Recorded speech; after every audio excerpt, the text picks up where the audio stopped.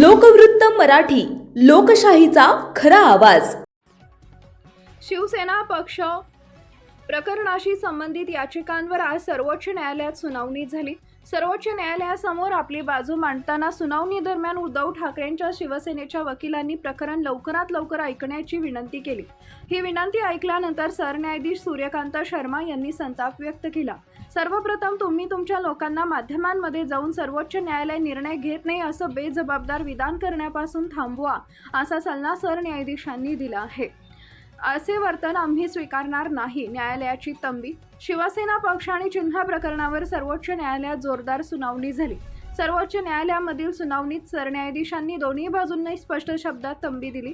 सरन्यायाधीशांनी पुढे असंही म्हणाले की इथं याचना करायची आणि मग बाहेर जाऊन सांगायचं की सर्वोच्च न्यायालय निर्णय घेत नाही असं वर्तन आम्ही स्वीकारणार नाही। आम्ही याबाबत इशारा देत आहोत। शब्द वापरताना काळजी घ्या।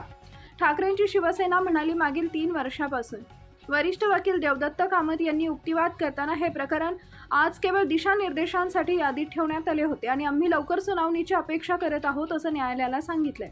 त्यावर सरन्यायाधीशांनी आपली भूमिका स्पष्ट करताना आम्ही दोन्ही बाजूंनी सहकार्य अपेक्षित करतो। आम्ही तारखाही निश्चित करू, मात्र कोणत्याही टप्प्यावर झालेल्या विलंबाबाबत अशा प्रकारची बेजबाबदार विधानं होणं योग्य नाही असं सांगितले।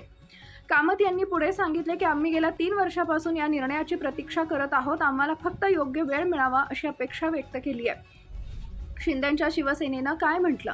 दरम्यान ज्येष्ठ वकील मुकुल रोहतगी यांनी न्यायालयावर किती दबाव आहे हे आम्हाला माहीत आहे। आमच्या बाजूने अशा प्रकारची कोणतीही वक्तव्य करण्यात आलेली नाही। कोणत्याही बाजूने असं विधान होऊ नये। न्यायालयानं सर्व पक्षांबाबत संयम दाखवलाय आणि कोणत्याही पक्षाला न्यायालयावर असा आरोप करण्याचा अधिकार नाही या विधानावर आपलं मत मांडताना म्हटलंय।